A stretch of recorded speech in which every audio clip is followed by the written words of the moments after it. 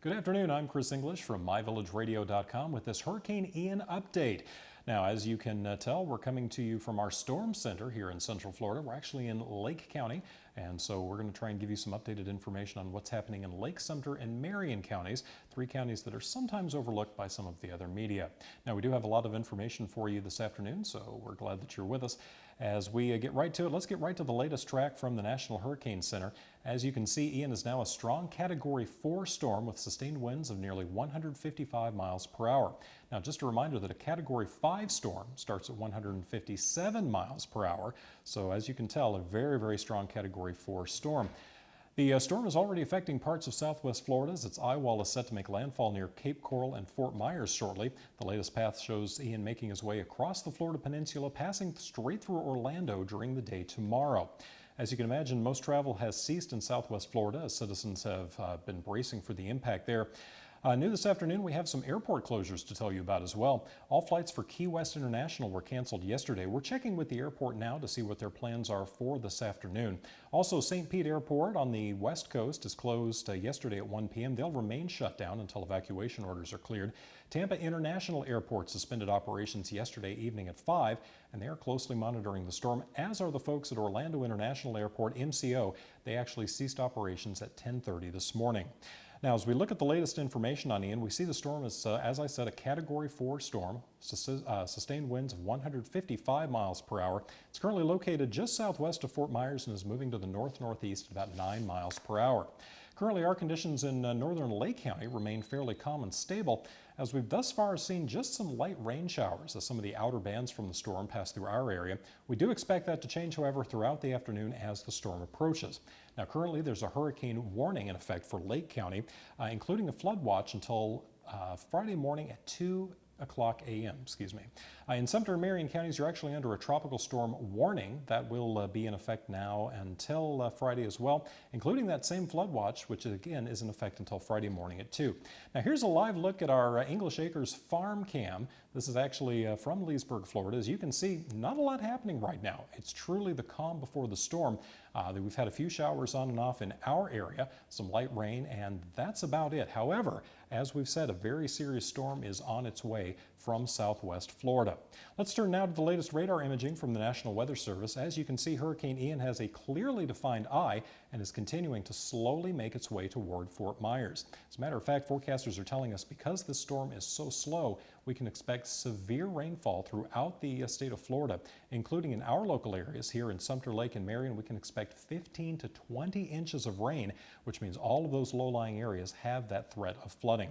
We also want to remind you about shelters that are open throughout the Tri-County area. First off, we'll take a look at Lake County shelters. They have a lot of them for you, including the Villages Elementary of Lady Lake, Leesburg Elementary, Umatilla Elementary, Lost Lake Elementary, Astatula Elementary, Treadway Elementary School, Spring Creek Charter School, Mascot Charter School, Round Lake Charter, Mount Dora High, Leesburg High, East Ridge High, East Ridge Middle, Eustis High, and Tavares High.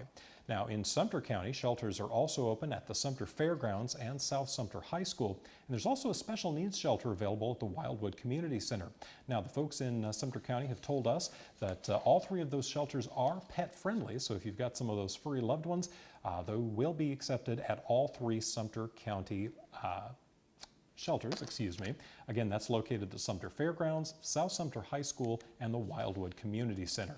Now, in Marion County, the following shelters are available to you, including Denellen High School, Bellevue Middle, Fort Coy School, Hammett Bowen Junior Elementary, and North Marion Middle. If you're looking for a pet-friendly shelter, they've got the big shelter open at Vanguard High School on the north side of Ocala, and the special needs shelter for those of you in Marion County, that is at Westport High School. We also want to remind you that Emergency Management has told us the following information. They're encouraging citizens who don't feel safe in their homes to head to those shelters that we just mentioned.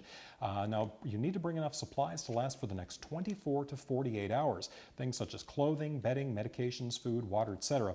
If you're heading to one of those pet-friendly shelters that we told you about, your pets must be caged and you must bring a leash with you. Also, you'll need to provide immunization documentation and be prepared to clean up after your pet. Nobody wants to see any pet poo at the shelters.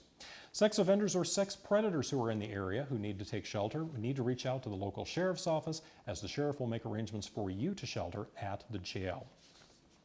The state has also opened up their price gouging hotline. If you believe that gas stations, grocery stores, or other outlets aren't playing fair, you can contact the state attorney's office. The price gouging hotline, that number is 1-866-966-7266.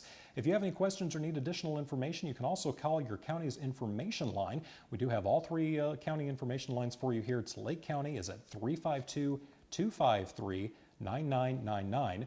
In Marion County, for more information on services available, you can dial 352-369-7500. And in Sumter County, residents there can get more information by calling 352-689-4400. Again, 352-689-4400. We've also received word that sandbags in Sumter County remain available at the Lake Panasoffkee Regional Recreation Park. Now, the sand is still there. They do have some sandbags available. The assistance, though, that actually stopped at noon. So you're kind of on your own if you want to head down to Lake Panasoffkee Regional Park. There is some sand available for your sandbags. They do ask, though, that you limit that to about 10 sandbags to make room for everyone. We do want to talk a little bit about power outages. As you can imagine, with the storm coming on shore in Fort Myers, we have seen quite a few power outages now across the state, including in the St. Pete Clearwater area, where Duke Energy is reporting over 16,000 power outages. We're also seeing scattered power outages now throughout Central Florida, including about 500 in the Orlando and Kissimmee areas. That's the latest information on Hurricane Ian. As we track the storm's impact across our portion of Central Florida, I want to thank you for joining us for this web stream. We'll continue to provide updated information throughout the next couple of days as the storm makes its impact across Florida. And for the latest, you can also check out the National Hurricane Center and the National Weather Service websites.